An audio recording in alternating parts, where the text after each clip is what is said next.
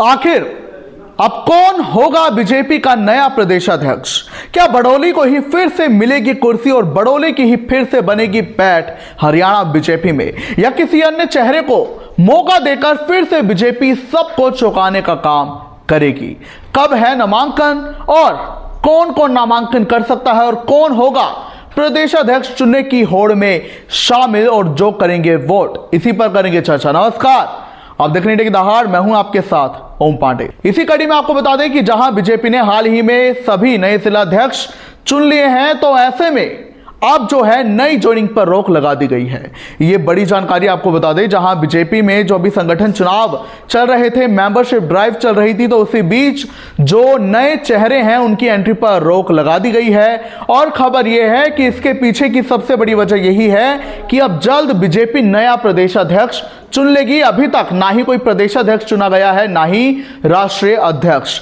लिहाजा जो membership drive चलाई गई, नए लोग जोड़े गए, मगर अब उनकी एंट्री पर रोक लगा दी गई है। और अब जो सब हैं, मंडल अध्यक्ष हैं, इसके अलावा जिलाध्यक्ष हैं, ये सब वोटिंग देकर जो है नया प्रदेश अध्यक्ष हरियाणा का चुनेंगे और फिर राष्ट्रीय अध्यक्ष के चुनावों की शुरुआत होगी।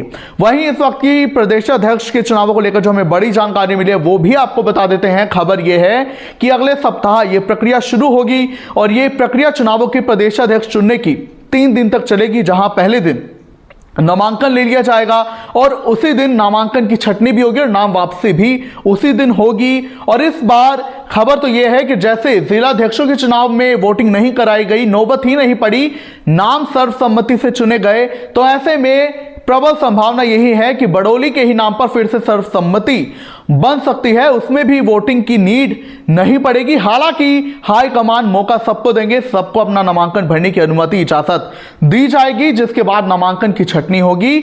और अगले दिन जो केंद्रीय पर्यवेक्षक है अरुण सिंह, जो कि राष्ट्रीय महामंत्री हैं, वो बैठक करेंगे कुछ इंपॉर्टेंट अधिकारियों और लोगों के साथ बीजेपी के, जिसके बाद प्रदेश अध्यक्ष के नाम पर मुहर लगेगी, जो कि बड़ौली का ही नाम सबसे आगे माना जा रहा है। और यह भी माना जा रहा है, अगर राजनीतिक पंडितों की कहें, कि बड़ौली ही फिर से सर्वसम्मति से चुने जाएंगे, जिसके पीछे कई फैक्टर्स हैं।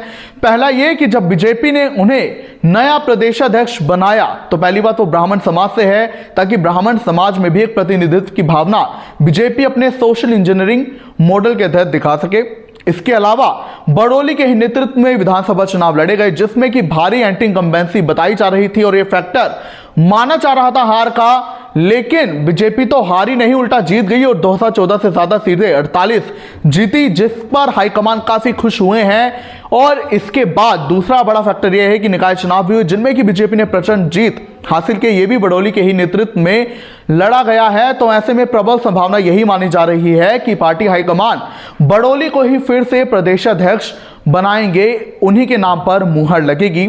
और तीसरा सबसे बड़ा फैक्टर यह है कि जब दिसंबर में बड़ौली पर कसौली में रेप की एफआईआर दर्ज हुई थी, बहुत मामला उछाला था विपक्षी राजनीतिक दलों ने, तो ऐसे में अब वो केस ही बंद हो चुका है। तो बीजेपी और बड़ौली को फिर से मौका देकर प्रदेश अध्यक्ष का उनकी इमेज जो है वो ये दिखाना चाहती है कि कैसे एक निर्दोष आदमी पर जो है गुनाह के इल्जाम लगाए गए, उन पर रेप जैसे संगीन आरोप लगाए गए, जबकि उन्होंने ऐसा कुछ किया भी नहीं था। तो ऐसे में विपक्ष पर भारी पड़े ये बीजेपी का संगठन, क्योंकि एक नई बीजेपी का उदय अब से करना है, तो उसी को लेकर ये पूरी तैयारी की जा रही है। हालांकि बीजेपी अपने राजनीतिक दाव पेचों से सबको चौंकाती है, तो क्या पता अर्चना गुप्ता को भी बना दिया जाए प्रदेशाध्यक्ष या किसी और को भी मौका दे दिया जाए। लेकिन सबसे बड़ी संभावना बड़ौली की मानी जा रही है। और अब जल्द जो है चुनाव भी होगा, क्योंकि अब नए चेहरे की एंट्री जो है उस पर रोक लग चुकी है। और अब जल्द अगले सप्ताह नॉमिनेशन या फिर किसी भी समय नोटिफिकेशन जारी हो सकता है नॉमिनेशन का। आप क्या कुछ कहेंगे, हमें जरूर बताएं।